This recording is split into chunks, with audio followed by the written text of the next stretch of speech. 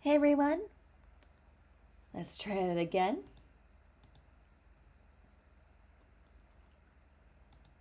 All right.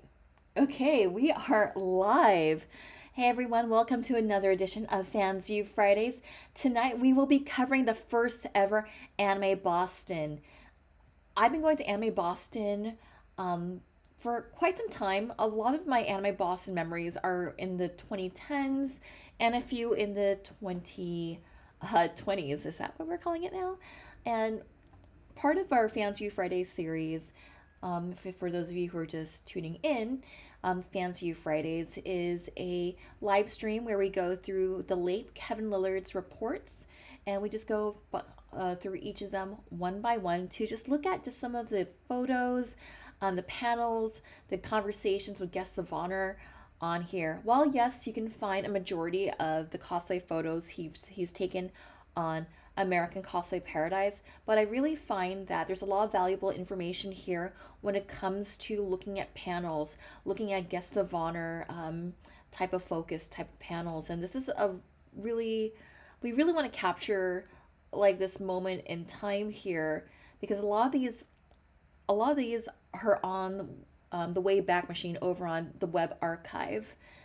So these reports aren't live, so we had to access these through the webarchive.org, and many thanks to them for having all this information up on here.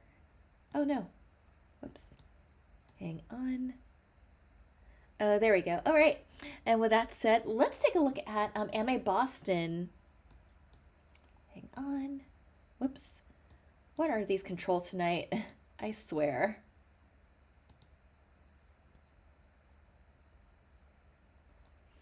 So we're just kind of going through some technical difficulties.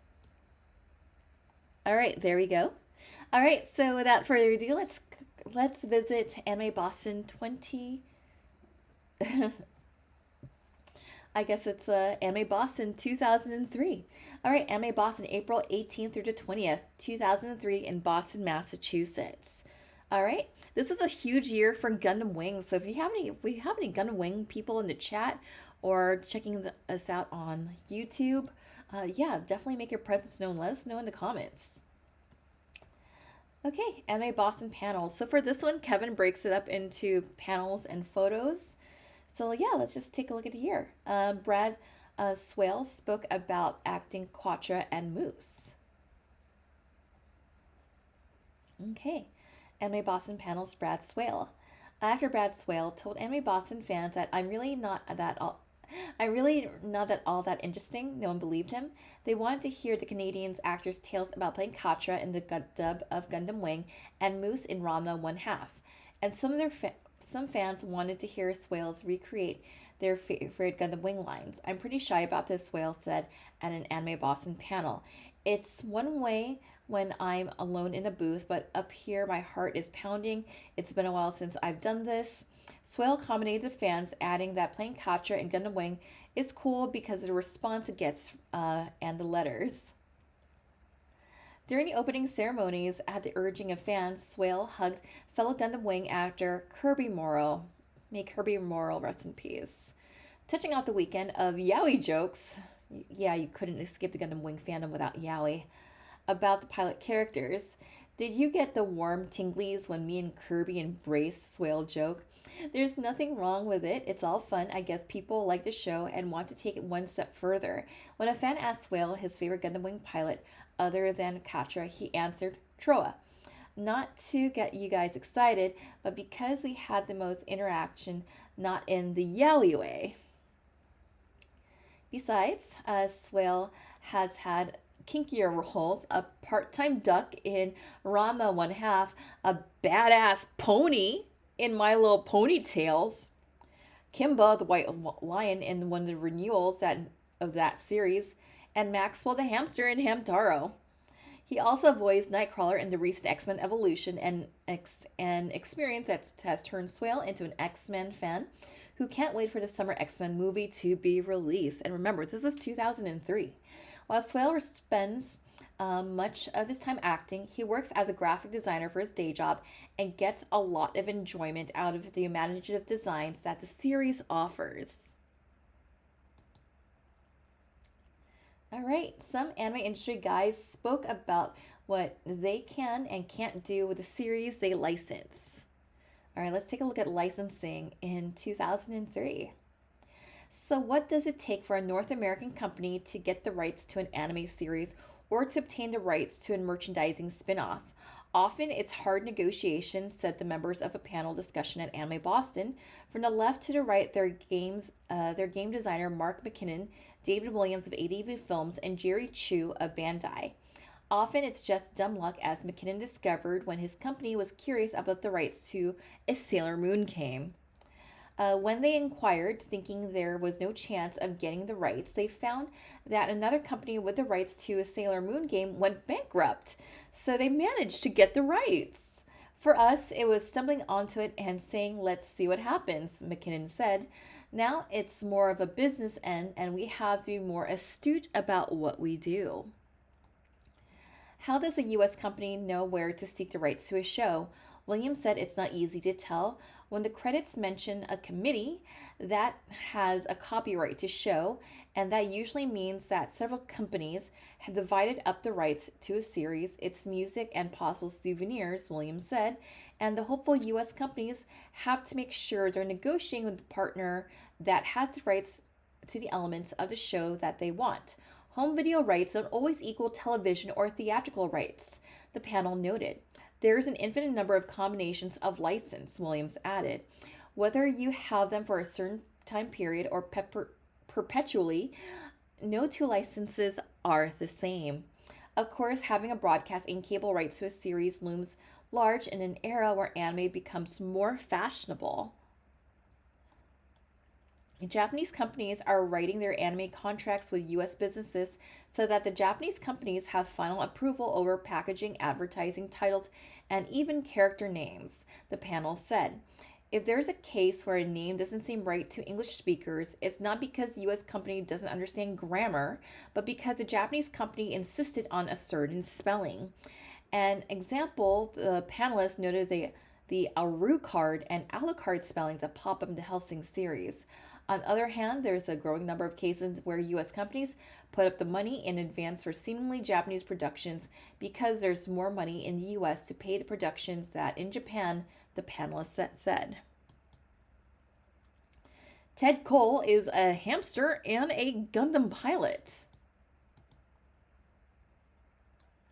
A ticked off hamster, a Gundam Wing pilot with problems, and an egotistic high school student. These roles make up some of the accomplishments of Ted Cole, and he shared his insights with Anime Boston fans on the convention's first day. Because of all the cartoon voices he's played, Cole needed a little prompting to recall the loner Wu Fei. I know he lost his wife, but couldn't he just go out with Verlina? He's angst-ridden. That's what's so fun with these characters.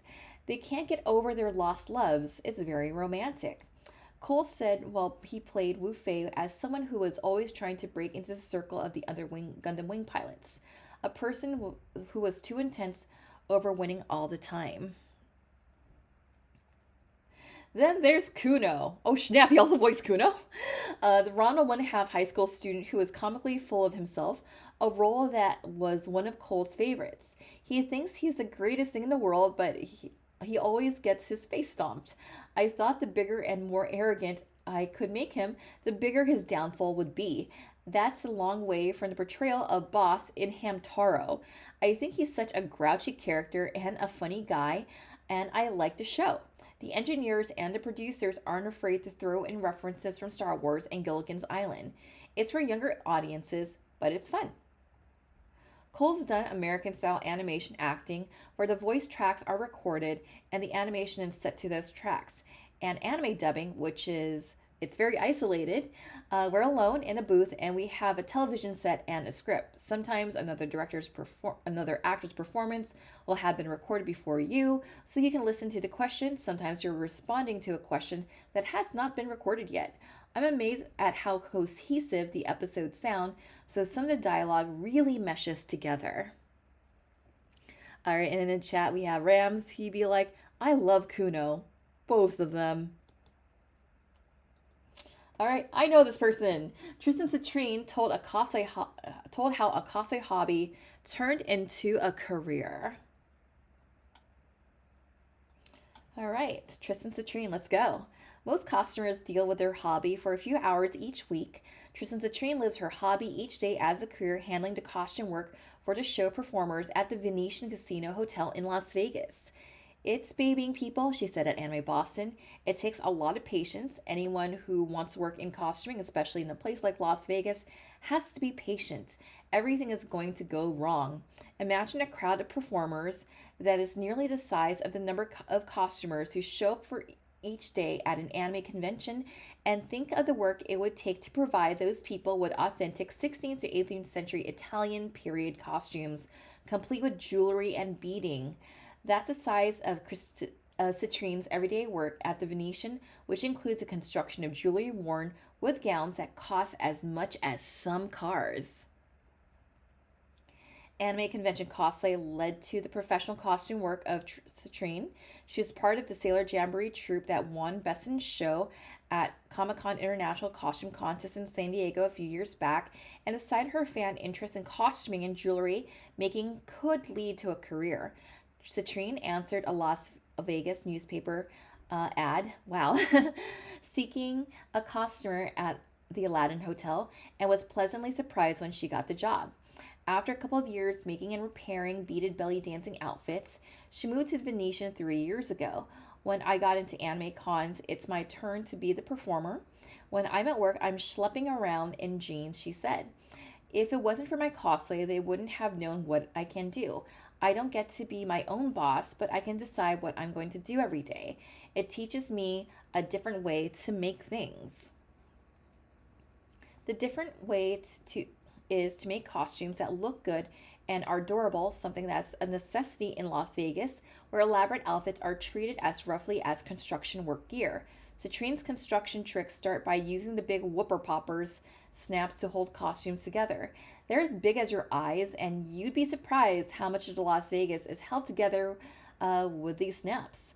She said her black and pink ooh la la outfit was made from two types of fabric sewn on a serger, not a standard sewing machine. Anything I make from spandex, I use a serger because nothing takes to a serger better than spandex. Not wrong. It would take me 10 years to make if I didn't serger it. Over the edges, it gives you a double line of stitching, which is the best defense against cosplay, and it stretches as you stitch it. She insists only using wrinkle-free fabric and has found fabric wrinkle remover that eliminates the need for most ironing. Citrine has an advantage of living in a city where there's so many casino hotels need costume materials that businesses have emerged to meet the demand, and those costuming stores are a great resource for an anime convention costumer. Fans wanted Tiffany Grant to become a poochu. All right. What are poochus again? I forgot. After being Madame Presidente in Golden Boy and Asuka Evangelion, Tiffany Grant has another character she was in fan demand at Anime Boston, the Poochus from Excel Saga. Grant isn't the lead Poochu, that's actor Kira. She's the multi-track voice of the Poochu choruses that appear in the Wacky series. And when the Poochus are beaten up and make ugly faces, that's actor Mike Vance, who handles the "why did you hit me so" lines. Vance's voice is a lot deeper than Grant's, of course. Production work on Excel Saga ended early in 2003, and the company has moved on to dozens of other projects. Grant is getting up to speed on the Blue Sea 2 dubs, where her character of Kome has only a few lines in the early episodes. Later, the character is supposed to be missing, but don't tell anyone. Later in the series, the character reappears and Grant has a lot more lines. Then there's the ADV dub of all-purpose cultural Catgirl Nuku Nuku, where Grant wanted the lead role but had to settle for another part. Alison Keith got to be the android Catgirl. The Vancouver-based troupe of Gundam Wing actors who appeared at Anime Boston all seem to have worked on the same shows such as My Little Pony, Hamtaro, and X-Men Evolution. For the Houston-based group of performers used by ADV Films, the link seems to be a children's theater production of Snow White, where Grant portrayed what she described as the world's oldest Snow White, once Hilary Hag Menchie in Excel Saga, among other roles, filled in for Grant, and other ADV actors have had roles in that play. Have I regretted taking a role? No, as long as you're getting paid, it's all good. Kirby Morrow is a turtle and a Gundam pilot. Yes, Rams, we are going through Canadian voice actors. Let's talk about Kirby Morrow and learn about his life as a turtle. Play the right characters, and you'll be surrounded by fans at anime conventions. Kirby Morrow has played Turtle Barden in Gundam Wing, Michelangelo in Teenage Mutant Ninja Turtles, and Vaughn in Vision of Escaflowne. Vaughn was his favorite, Morrow told fans at an Anime Boston panel, adding, "It was a really good series before it got destroyed by Fox." The current show that fascinates Morrow is Project Arms, although he seems to be the type of actors who's always looking ahead to a new project. I haven't done many cutesy roles. Japanese animation usually is serious in a cutesy way. Morrow likes his shows that are variety action humor, such as Dragon Ball Z series, where he was one of the voices of Goku. There's serious fighting, then you're being dorky and funny. Goku was fun. He'll be fighting and he'll be scared of his wife. It's nice when you have characters that are crazy and funky and have outstanding traits, Morrow told Boston fans. It takes experience to be able to convincingly interpret those characters, and Morrow got to experience through theater school and a couple of years of stand-up comedy, and some Shakespeare on stage and some live action work, and Morrow was ready to try out for voice work, getting a role in one of the many variations of Teenage Mutant Ninja Turtles. Next came his Gundam Wing role, and that snowflake turned into a blizzard. Now I'm trapped in anime hell. That work can be tougher than live action acting because a performer can't use facial expressions to get the point across. Sometimes it works better than others, Morrow mentioned. The biggest physical voice acting challenge came when Morrow was part of the Dragon Ball Z dub cast, where the lines were yelled as often as spoken. Goku was very challenging because he screamed all the time. Your voice got trash after a while. It was hard to keep a healthy voice as well as doing other shows at the same time. Morrow learned to perform the long super screams through the breathing exercises that help him yell for a long time. But that didn't guarantee that he didn't have to do multiple takes of those difficult scenes. All right, Mark Hildreth was a hero to his fans. How much did Anime Boston fans identify with actor Mark Hildreth with his hero Yui character from Gundam Wing? They asked him which anime character he would date. When Hildreth replied Relina, I guess, the audience yelled no. That was the wrong answer, joked Hildreth. When he asked the fans, who do you think I should date? The crowd yelled duo. Hildreth took an even larger risk when he admitted he was a hockey player and a Vancouver Canucks fan in Boston, where the Bruins had just been swept out of the first round of the Stanley Cup playoffs. Hildreth feels hero was his best character voice. There's something about Gundam Wing that people relate to that they don't with any American cartoon. There aren't any wacky voices of people being hit on the head with pianos. I had to discover a way to do it that wasn't so cartoony. There's a certain way to hit a certain dramatic quality that didn't come naturally to me. After playing so many extreme voice roles, a naturalistic voice style for Gundam Wing seemed flat to Hildreth, but eventually I trained my ear to this and I started to enjoy it. If you don't make it real to yourself as the actor, people won't believe it. Voice directors, they say musicians have the timing instinct that makes them valuable actors. Hildreth is a keyboard player and a singer who is composing and writing an album, which he expected to release by the end of the year. Whether it's for anime and an album, Hildreth spends plenty of time in recording studios. In anime, you're in a room for 4 hours a day to record 4 episodes. It can be pretty grueling, but it's nothing to get pissed off at. It's a great job. It gets hot and bothersome, but it's a great job. And I wouldn't trade it for anything. It pays pretty well. Yeah, get that, loony. Okay, Scott McNeil. Scott McNeil was a one-man show. Of course, in the chat we have Rams. Hell yeah, Mark Hildreth, Terry Bogard. When Scott McNeil holds a panel at an anime convention, it's a performance and acting seminar all at once. He puts on a show for his fans, so listen closely and you'll understand the talent and skill needed to make a living as a voice actor. The most important part of voice acting is the acting part of it, McNeil said. I spent years training as an actor, and I think it is the ultimate part. I met a lot of people who can do lots of voices, but they can't deliver as a part of the acting. McNeil's voice acting hero is Mel Blanc, best known for providing most of the voices for 3 decades of Warner Brothers theatrical cartoons. They were fully rendered characters. The voices were pretty similar, but he brought them to life, and he was great at the actor's craft. Where they have other people doing the voices, and when they get the voices right, they don't have the heart and soul of the character. McNeil can effortlessly fire off a dozen voices, but how? He spends spare time making up voices, especially when driving. I come up with voices in my car, which scares people because I have a convertible. Then he changes those voices with accents. If you do 2 voices and 1 accent, you throw them into those voices. You have 4 voices. If you combine that with a lisp, you have 8. McNeil's good enough to be able to handle 2 voices in a single conversation.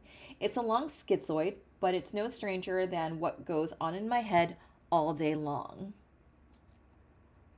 As with other Gundam Wing pilot actors, McNeil was asked about Yaoi. He replied that he didn't know about it until he was shown Yaoi fan painting of his duo Maxwell character with Hiro Yui. Hiro was always a gentleman to me, McNeil joked. The fans at McNeil's panel wanted him to repeat their favorite lines, and he went along as long as he could remember the lines from the shows he's voiced. When he said, "Man, roll over, quit hogging the pillow," in a dual Maxwell voice, the crowd cheered. Then a fan asked McNeil what he thought about Relena Peacecraft. "She was always a perfect gentleman to me. I don't know. I love her." The crowd playfully jeered. McNeil quickly came back with, "I hated her," which drew cheers. "Also good plan B," McNeil joked.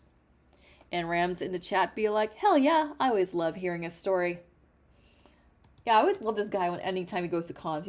One time at Animagic, he brought like a remote control car and he just started like just playing with his remote control car around the pool area. And it was pretty chill because like you can just go up to him, talk to him, like there's no pressure to like buy any autographs or take any autograph selfies, buy any selfies with them. Like it was just all chill times. Okay, Hiroki Kano had insights on character design.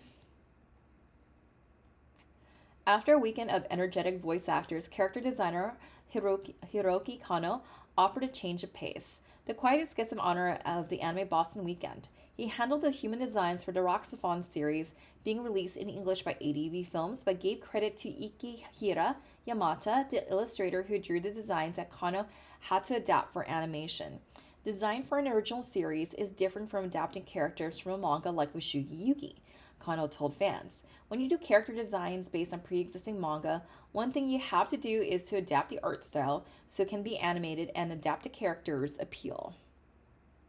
Roxaphone is Kano's big current project, going beyond the animated series to include a video game that was under development at the time of Anime Boston, which also was on the weekend that Roxaphone movie was released in Japan. Kano's favorite character comes from Roxaphone, a junior high school girl named Megami. "She's very cute," said Kano, and then in that Roxaphone movie was a 14-year-old version of a lead character, Haruka. She's also very cute as a 14-year-old. Basically, I like cute characters. Kano attended an animation school in Japan, but he noted that the school didn't really prepare him for a real world of animation work. In the assembly line of the animation world, Kano enjoyed the key animation best, saying it was fun to draw the characters in their main poses. They moved from pen and ink animation to digital work, makes Japanese animators' jobs easier, but Kano hopes it will get easier still. MA Boston was Kano's first trip to the United States, and he was impressed with the energy and enthusiasm of Boston fans.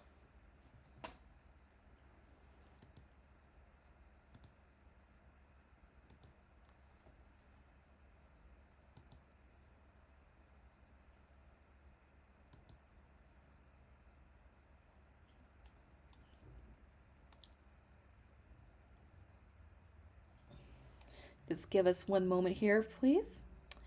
Okay, looks like we're back.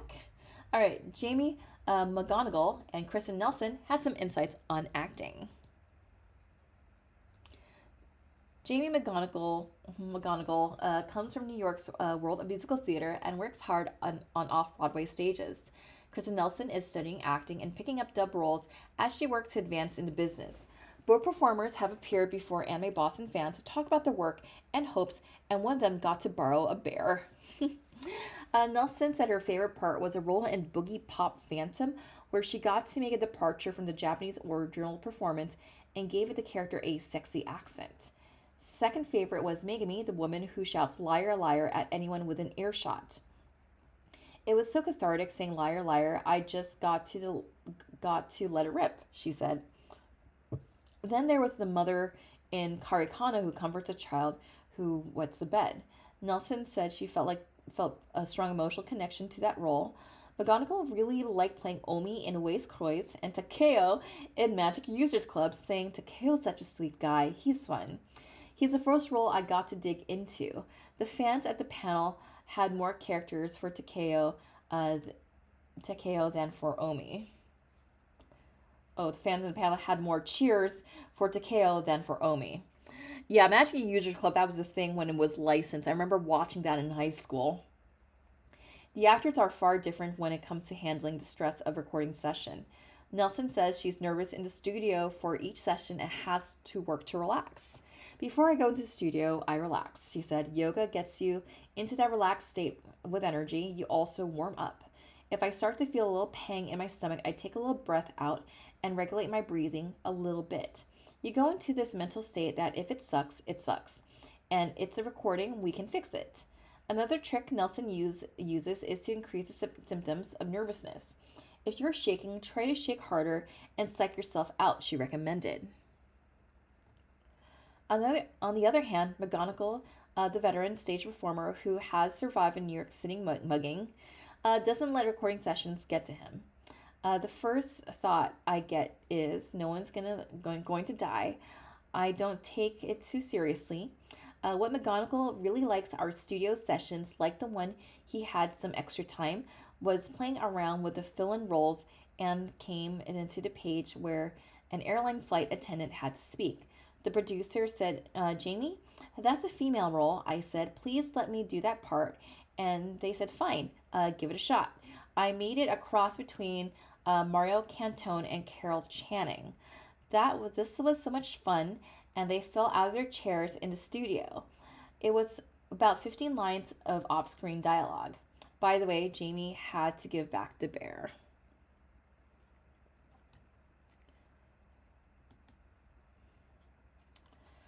All right. Speaking of which, let's just have some tea right now.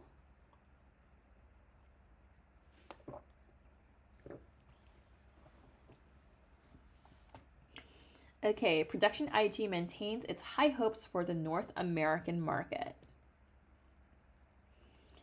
In Production IG representation at Anime Boston, U.S. studio representative Maki Terashima had some intriguing observations for fans of manga artist Masamune Shiro. IG, which produced the Ghost in the Shell film loosely based on Shiro's 1990s manga, its hard work on the standalone complex TV series and second Ghost in the Shell movie. The interesting point made by Terashima was that Shiro was creating scenarios for the TV series episodes and had written some scripts.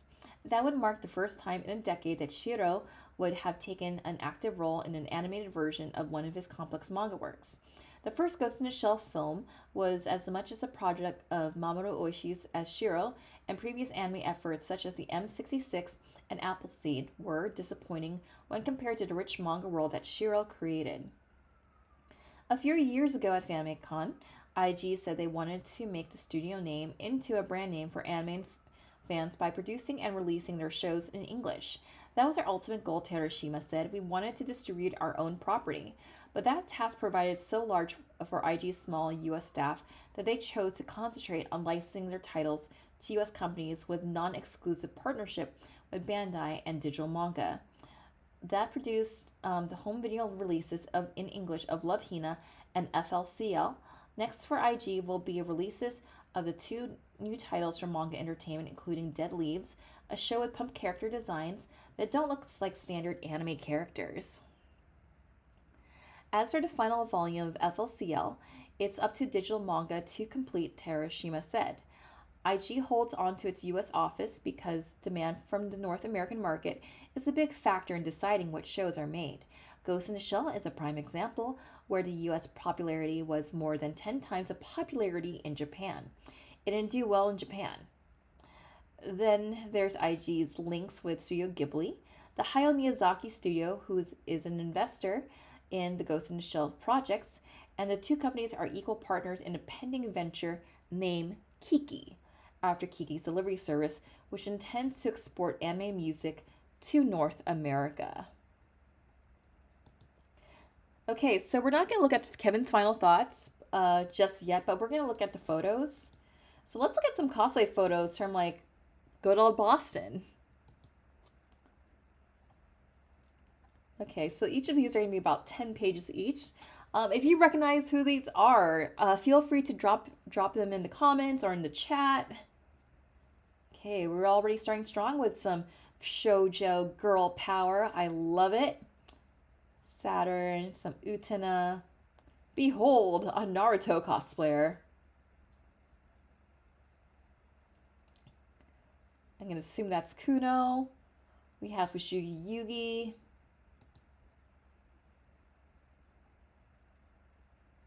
Scrolling down. I don't know what this blue dress is from, but I do like the style.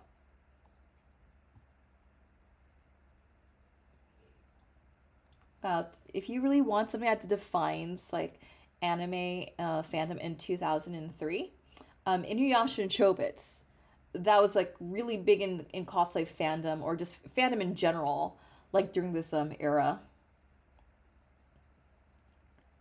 Zelos from Slayers. Next chapter. Okay, this pink-haired girl looks very familiar. Oh, they have Lala from Gundam. I love how she has a Haro.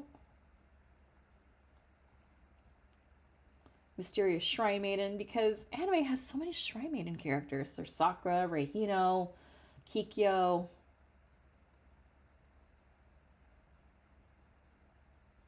Yeah, and if you see yourself in any of these photos, let us know in the comments.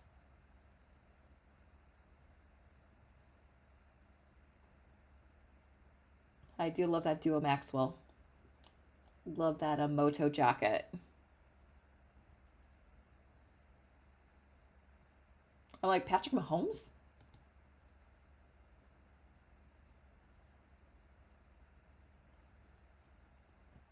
Okay, are the photos loading? Yes, they are. Some of them are. Got Naru, Ryoga. Not quite sure.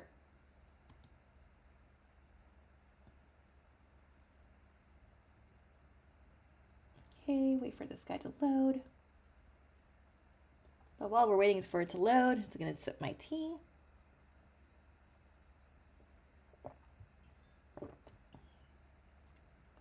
Okay, I'm assuming that's from Lupin the Third. Yunas were also pretty popular in 2003, especially on the advent of X2 coming out.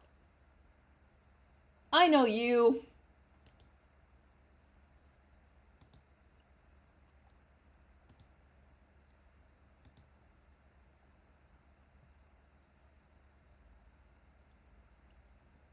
Oh, okay, that's why she looks familiar. It's the Anime Boston mascots. Yeah, it's like old school A-chan and B-kun. I love A-chan and B-kun.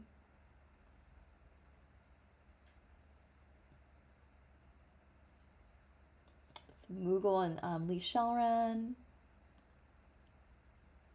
Fushigi Yugi. Ulala. Eris. This is like a really nice location. I'm wondering where the first Anime Boston was held.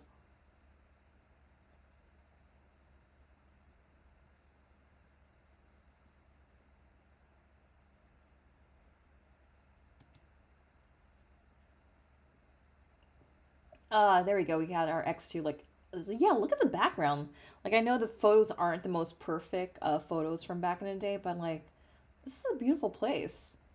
Now I'm just wondering, like, where in Boston this was held. Because it doesn't specify, like, on the panels section.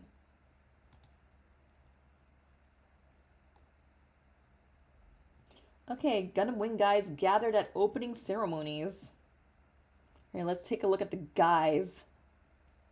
After years of working, Massachusetts anime fans launched Anime Boston, and on the Patriots Day weekend, Patrick Delahanty, did I pronounce your name right? Started the Friday opening ceremonies. And con chair Adam Ferraro noted that the convention came on the 228th anniversary of the Midnight Ride of Paul Revere.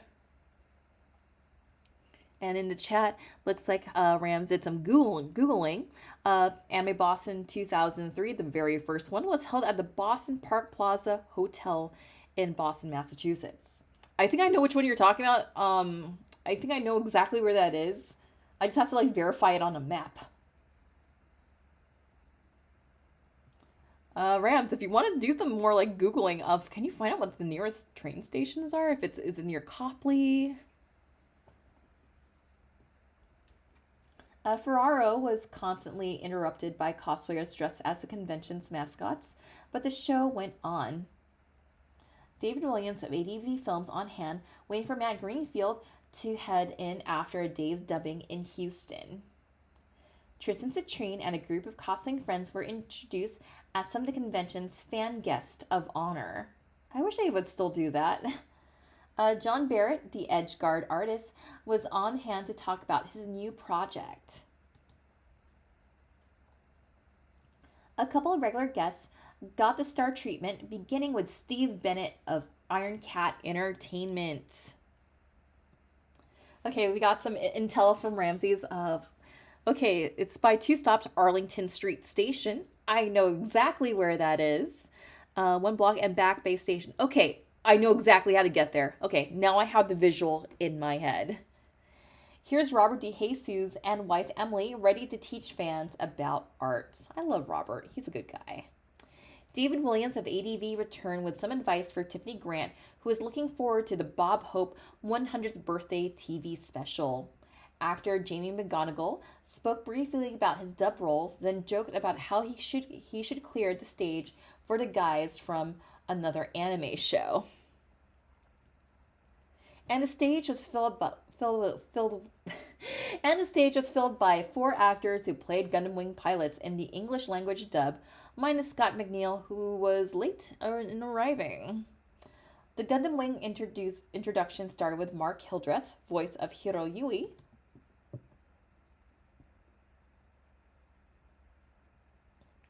Kirby Troa Barton Moro was next. Oh my god, like, let me just look at that photo again. Alright, look at these individual shots here of, like, the Gundam Wing actors. I feel like I'm looking at a new metal band here. Like, I know we joke that the Gundam Wing boys are, like, the Backstreet Boys of Gundam, but if we look here at, like, Mark Hildreth, look, he's like a frontman for, like, some new metal band. Yes, Rams, I know, right? Mark Hildreth looks like he should be fronting Linkin Park. I mean, he is Hero. He does have the emo and angst for it, especially in... It's so on brand, I swear. Then look, sir, Kirby Morrow, rest his soul, I feel should be, like, on guitar. And I feel like Brad Swaley here, Quattro, should be, like, on drums or something. And Ted Cole, who many fans remembered as Kuno from Ranma 1/2, not photoed. He's a mysterious songwriter. He probably plays bass. Hiding in the balcony was character designer Hiroki Kano. No, I swear, like, just look at Mark Hildreth.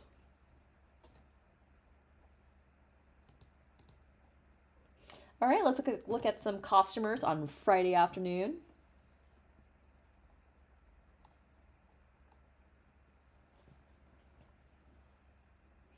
And one more thing about the new metal Gundam Wing Boys. And if Scott McNeil was there, he'd be an insane animal drummer.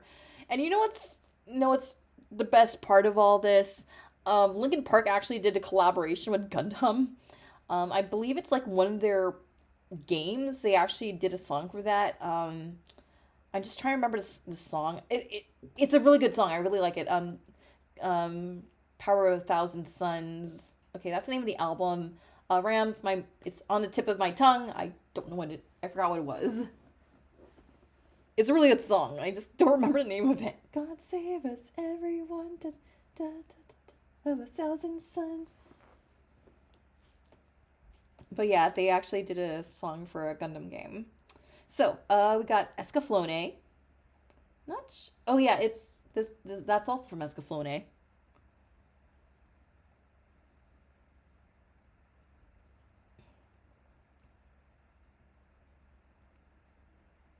Here we have Erd. Oh snap, we got Noir.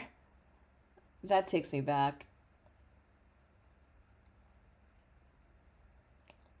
Yeah, I'm actually catching up watching Noir for the first time on Crunchyroll. I think I saw like maybe the first four episodes like on VHS fan subs, but like it was around the time when VHS fan subs were just like phasing out and you had to go online and figure out how to download them off of MIRC and hope to God that if you downloaded from LimeWire or Pirate Bay, you did not get a bad file. Yes, that's the name of the song, Rams. The Catalyst. That's like one of my favorite Linkin Park songs. Yeah, it's my one of my favorites. I don't know the title. Fake fan. We got Inuyasha. I'm assuming that this is Pretty Sammy. Oh, we have Kyoko from Mason Koku. I do like me some Mason Koku. Squall.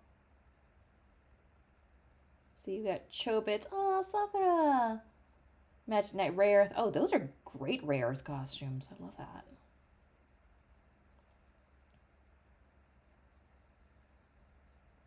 Okay, we have Wakaba from Utena.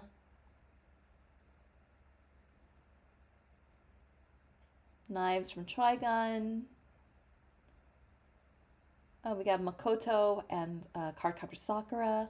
That's cute.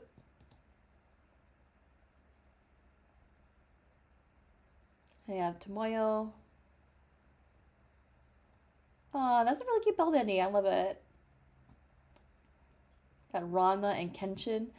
I swear, like the Ranma and Kenshin like fandoms were like just best buds. Like I was looking at through like a lot of these '90s reports and early 2000s reports. Like you can kind of like find like the Ranma and the Kenshin people just kind of like being all buddy buddy. And Rams in chat says, "I think the girl in red is supposed to be Pan from Dragon Ball GT."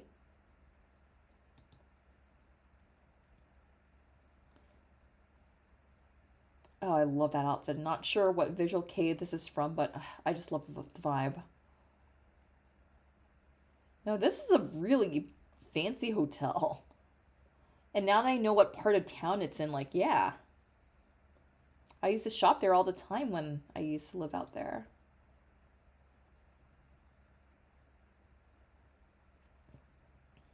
Back when I was making that corporate America money. Got my own brownstone back in over in Brookline. Got Hugh Jackman Wolverine, Bill Dandy. Oh, manga version of Mr. Snine. Cosplay does that version of Mr. Snine. Sato, Sakura. Ah, Drag Cloud. I love it. Usagi and Seiya. It's one of my ships.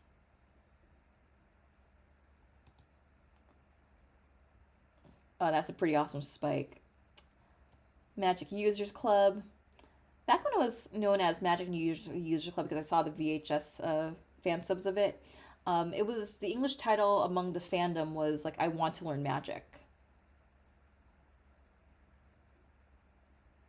Scrolling down here.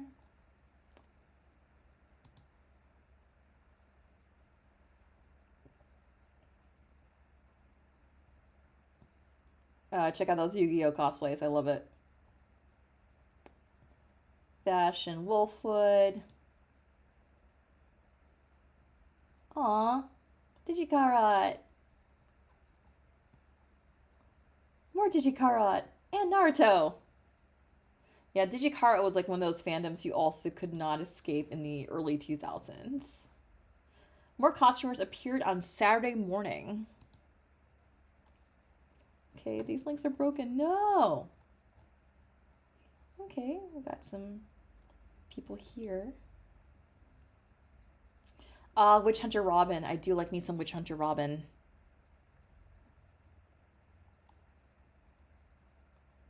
Got a Black Mage. One Piece. Cure Scarlet from, I was just talking about cosplaying as Cure Scarlet. I love that.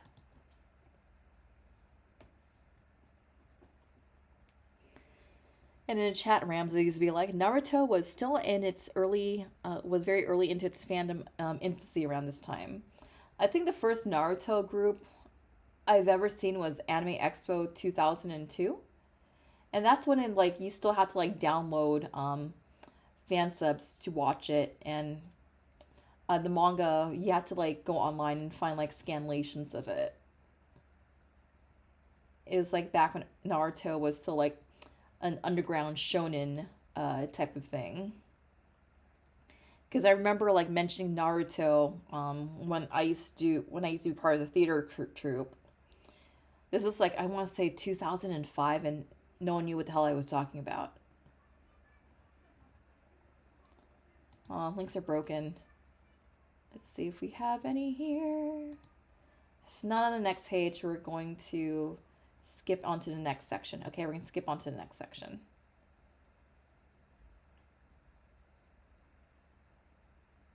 Okay, the place is packed with Saturday afternoon costumers. Okay, let's just make sure I did this. Yeah, I did that one already. All right, Saturday afternoon costumers. Final Fantasy X, that's awesome.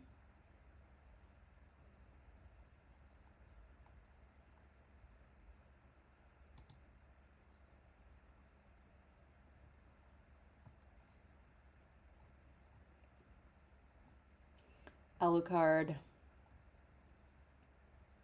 Yamcha.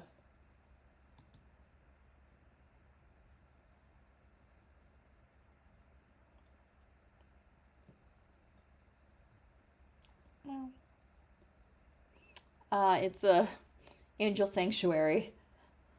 You know what? I would have got into Angel Sanctuary had it not been for like brother sister relations, if you catch my drift. And it kind of was like a knockoff of X 1999, which also is like, the artwork's pretty.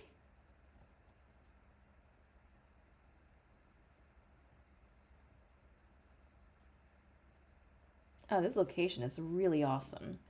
It's giving a lot of LA Biltmore vibes.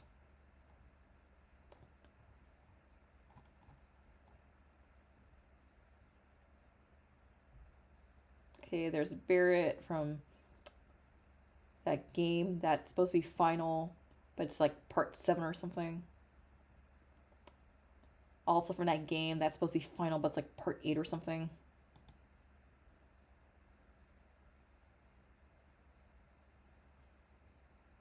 Okay, King of Fighters. Escaflowne. Oh man, we should have had like 9 because like we just saw someone a Barrett from 7, someone from 8, 9, and like 10.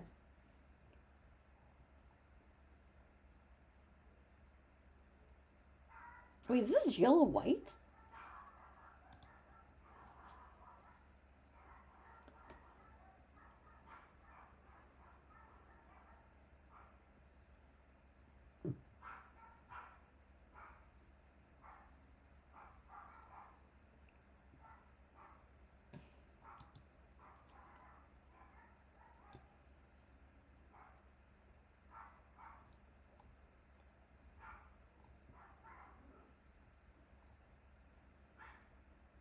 Oh, that's an amazing. I love the Starfighter and Eternal.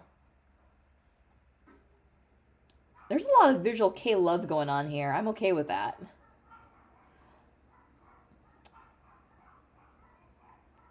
I didn't, okay, so I wasn't much of someone who would listen to visual K music or J rock because it just really wasn't, it just, I didn't really vibe with the sound, but I like the aesthetic. I like looking at the costumes, and I just also like all the gender bending appealness of it. Oh, hey, it's Rory from Martian Successor Nadeshiko. Fooly Cooley.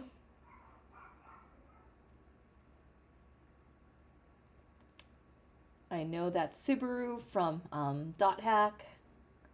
Dot Hack. It's I'm telling my kids this is Sword Art Online. Victoria and Alucard.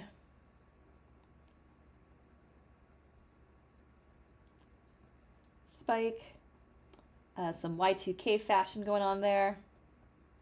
I do appreciate Kevin's like taking photos of like people like in just like random like expressive fashion that wasn't necessary cosplay, but people were dressing up in the spirit of the convention. It's kind of like me and how I would like wear Chinese dresses because I didn't have like a lot of cosplay when I was a teenager. So I would just wear Chinese dresses to anime conventions. Okay, all the photos here are broken. Let's go on to the next section. Look at the pictures from the Saturday Night Cosplay, Saturday Night Masquerade contest. All right, let's take a look-see here. We got Chi, Dia from 8. Lots of love for 8 this year. Aw, check out that Naruto and the Aina plush. That's cute. Sanosuke. Oh, we got Digimon. Yui. Yep. We've got Shigeyugi, Angel Sanctuary. You see, I love the feminine angel design here. I like that look. In fact, I think I might have like a white dress and a corset belt that is really giving to this, that I wore like an outfit similar to this in London. But I'm like, I just can't get past the whole like brother sister love story. I also appreciate Kevin taking these from a high angle so you can get like different like shots of the folks here. I'm assuming that's Kaoru. Yep. Aoshi and Misao from Kenshin. Dia.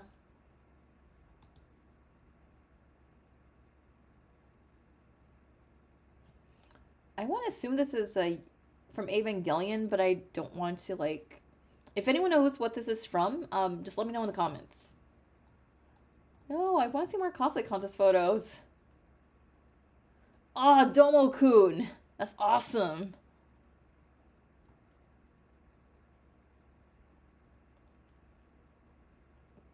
Oh, we got Lady Un. Austin Powers, what are you doing here?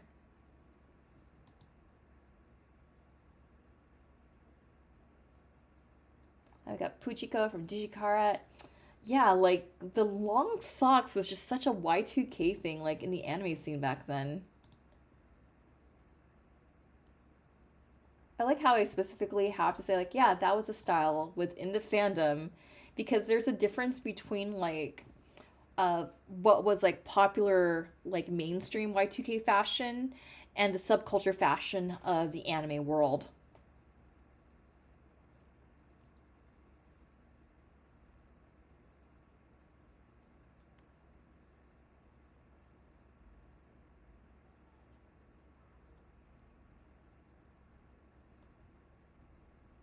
Okay, we got more cosplayers here.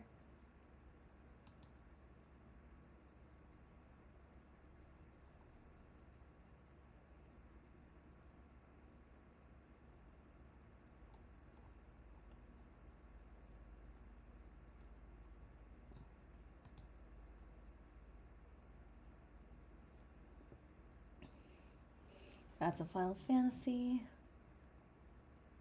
Oh, that's an awesome Inuyasha. Oh, I love this belt, Andy. I just love all the layers of like fabric here and just how it's just all just comes together. Yay, there's that Hikaru. I love it.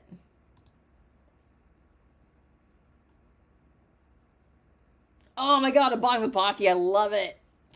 Got Yu-Gi-Oh. Let's see.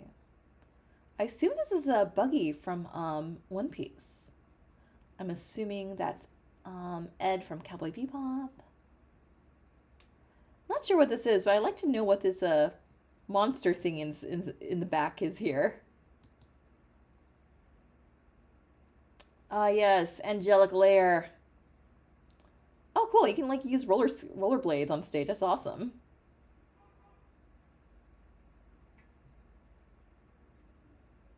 Scrolling through here. Naruto. And remember, just for context, this is like Naruto, and it's like infancy days, before it was on Toonami, before it like really made a splash like in fandom, before like a lot of the weeb boomers were like, not another Naruto cosplay. Like, guys, let kids enjoy. Let the kids enjoy.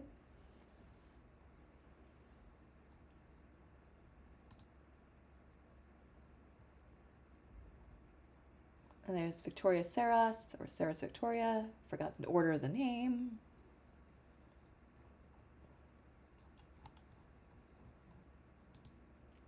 Let's see if we can go through all like 18 pages, if we can get anything here. Okay, we do have something here. Yes. Have Kagome, Yuna. Looks like she just told Inuyasha to have a seat. All right, so I'm assuming the next section is on the roster of costume contest winners. All right, best in show. One went to best in show. I want to know what went on in this skit, because looks like we have like a Gundam, Austin Powers, and Lady Une, a Lolita. I'm not sure who these two characters are, but I'm curious now to check out what Best in Show did. Special award went to the Eternal Sailor Moon and Starfighter. Awesome. Best Artisan. Best Junior. Damn Fine Boy Award. They don't give those no more at Anime Boston. They had the Damn Fine Boy Award. Someone should go to Anime Boston like feedback session. Like, yeah, where's your Damn Fine Boy Award? Best Journeyman Craftsmanship. Best Journeyman Presentation. Looks like Final Fantasy were all like big winners. Best Novice Craftsmanship. Best Novice Presentation. Does Your Mama Know What You're Doing award. I miss awards like these. How does one get the Oy Vey award? I want to know what it takes to get the Oy Vey award. Someone please explain this to me in the comments. What would it take to get the Oy Vey award? Kimberly Rose's award. Tristan Citrine's award looks like went to Princess Tutu. As per Anime Boston tradition, I always kind of feel like there's always a Princess Tutu skit that is happening in Masquerade. Haruka Rose's award. Lily's award. And A-chan and B-kun's award went to the Helsing group. I find that very wholesome that the mascots actually gave out awards. That's so wholesome. Like, someone needs to go to Anime Boston feedback session. Like, hey, where's A-chan and B-kun's awards? Can they also award something to our Masquerade contestants, please? Be nice. No, I totally get, and I totally respect that cosplay contests are now more about like grandiose presentations, grandiose craftsmanship. But you know what? Let's also have some fun with our awards too. All right, let's take a look at the author's notes.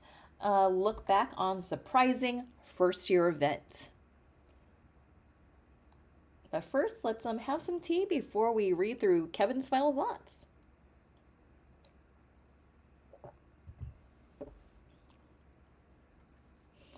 Notes electronically scribbled at Logan Airport while waiting for the Easter morning flight home.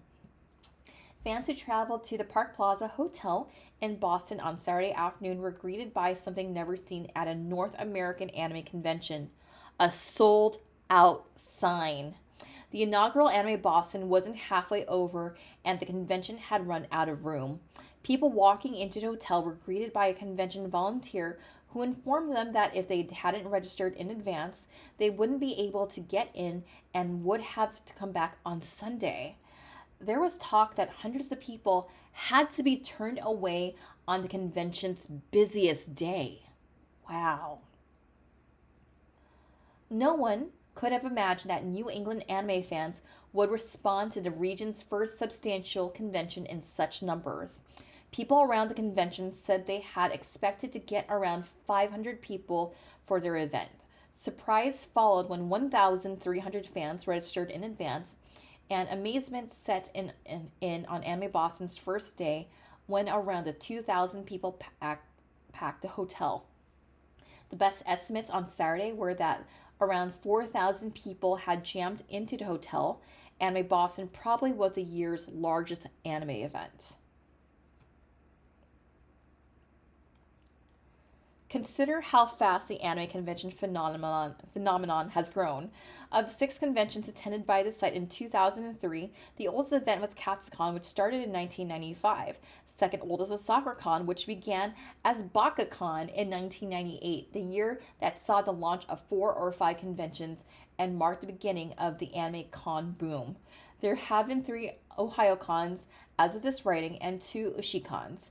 TakoshoCon and Anime Boston were brand new for 2003, and there were plans for another 8 first-time conventions during this year. Anime Boston was one of the biggest first-time anime conventions ever, drawing more people than 3 2002 inaugural conventions combined: Ushikon, Anime Next, and CCon. Earlier, there had been some small New England anime get-togethers and a MikaCon in New Hampshire in 2001, but nothing in the region like Anime Boston. The first Anime Central in 1998 had been the previous startup attendance pace setter with around 1,200, but Anime Boston more than tripled those numbers. Only 2002's Anime Expo New York exceeded Anime Boston's totals. You could argue that Anime Expo New York wasn't a first-time event because of the previous year's Big Apple Anime Fest. The expectation of short attendance for Anime Boston probably came because the convention was on the Easter weekend when many families stay home. Instead, fans left their homes and packed into a hotel just down the street from Cosplay Square. Oops, Copley Square. Okay, I knew it. It was around Copley Square. I know where this, and I know exactly where this hotel is. I can see the visual in my head. Oh, wow. Dang. Packed is more than cliche for the Boston crowd on Patriots Day weekend. The Park Plaza had its liveliest and largest crowd since the days of the Kennedy political rallies, and every inch of the hotel's meeting areas was filled. The hotel, a restored relic from 1927, had all the charm and shortcomings of a Depression-era building, had dozens of meeting rooms on 3 floors, and a ballroom that could have come from a Fred Astaire film. But it didn't have the opening spaces that anime conventions need for the hanging out that is a big part of these events. The result was the most crowded conditions this author has seen, other than the crowd trying to get out of the grandstands after the Indianapolis 500. On the mezzanine level where most of the events took place, the dealer's room line mixed with the registration line, and fans tried to get panel discussions and video rooms. Usually there's a gap at an anime convention where fans can stop for a moment to look over the scene, take a breath, chat with a friend, and decide what to do next. At Anime Boston, you had to go outside to change your mind. It was so crowded, and that was the reason that fans were turned away on Saturday. The crowd conditions led to an entertaining mix of cultures in the hotel's lobby. Costume fans were eyed by the amazed middle-aged travelers with slim numbers slipped through the crowd, headed out to warm up for the Boston Marathon. Into the middle of this jumbled personalities wandered a wedding party of tuxedoed men, bridesmaids in bright red dresses, and the wedding couple, who must have been amazed to find that they were the least elaborately dressed group of the weekend. At one point, the author spotted a group of pink clad costumers in baseball uniforms. They had made themselves into the complete 9-member baseball team from Princess Nine. The group was no more than 15 feet away from the author, but he could not get them for a picture. Later, the group went to the ADV Films panel. The author tried to squeeze in, but the room was more than overstuffed.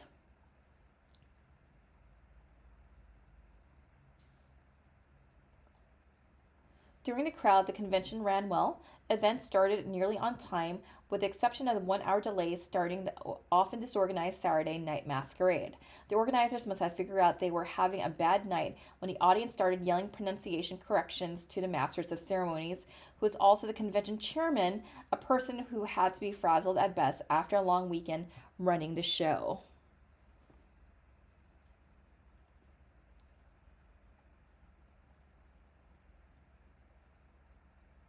The crowd is going to be eased in 2004 when the dealers were moved to a neighboring building, say a prayer for dry weather. But eventually, Anime Boston is going to have to look for a larger facility, which probably mean it will be more expenses for everyone's involved. Until then, don't be surprised if the 2004 convention has an attendance limit. Maybe there would be fewer people at the convention if organizers had not managed to get all 5 of the Vancouver based Gundam Wing pilot voice actors. However, minus that group, the convention would have had been a lot less fun. The Gundam Wing Quintet drew more attention and cheers, mostly female, than any other convention guest in 2003. After their individual panel appearances, each actor was swarmed by loving fans who wanted autographs and hugs in equal numbers, and the performers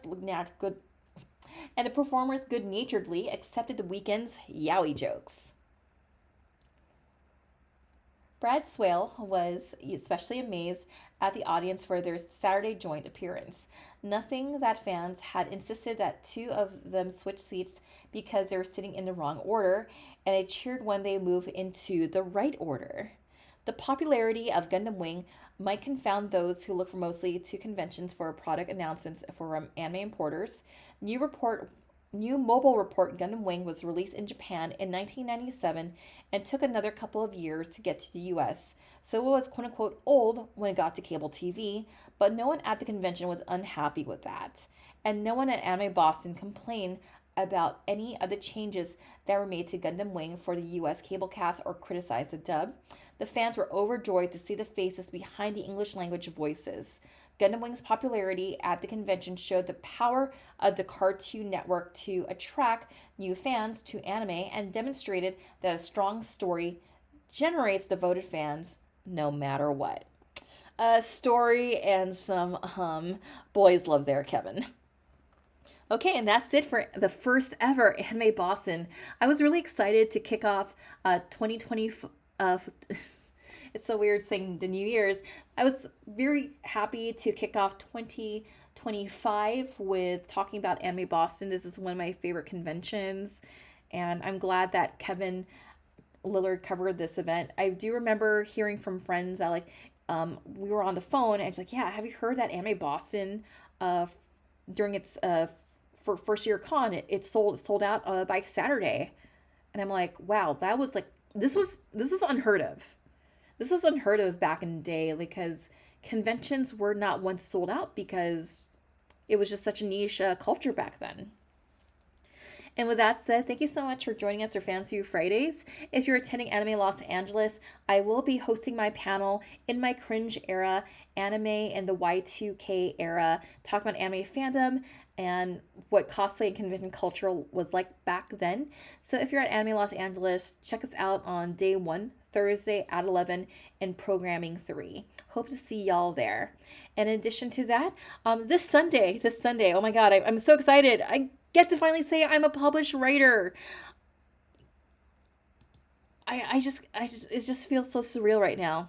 My book comes out, the Fangirl Diaries comes out. Click the link on the bio, click the link on the description. to buy your copy today. If you're at an anime con or an event that I'm at, I'm more than happy to sign your book. If you would like me to be a guest at a local convention, let the convention organizers know that to bring me over, because I'm more than happy to meet fans of my book, because I definitely know that there are people who are waiting and anticipating the release of this book, and I definitely want to meet you at an anime convention. I'm not a guest for Anime Los Angeles this year, maybe next year. I did get my industry status, and yes, I am giving out ribbons at Anime Los Angeles. So if you see me, I'm giving out a couple different ribbons. I'm giving out a Nero themed one, a Sailor Mars themed one. I also have one that's based upon my book. So if you attend a panel, that's a ribbon. If you attended Anime Expo in 2001 or 2002 or 2007, because hey, Anime Los Angeles is going to be in the same location as Anime Expo back in 01 and 02 and 07 Long Beach. I also have a ribbon for that too. So with that said, thank you so much for joining us this evening. It's always a pleasure talking about the good old days, way back when, just the early days of anime conventions, cosplay, and again, a lot of shout outs to webarchive.org for preserving what they can of Kevin Lillard's reports. You might not get all the photos, but you know what? We got a lot of stories here. We got to learn about the Gundam Wing voice actors, fan reaction. We got to get to relive and read Kevin's thoughts and feelings about a first year convention selling out in 03. We got to see a lot here, and I love what I do, and I hope I can keep making these videos for you all. And with that said, the convention is what you make of it, so make it a good one. And I will see you at the con. And remember, just check out my links for my book, affiliates, and more stuff.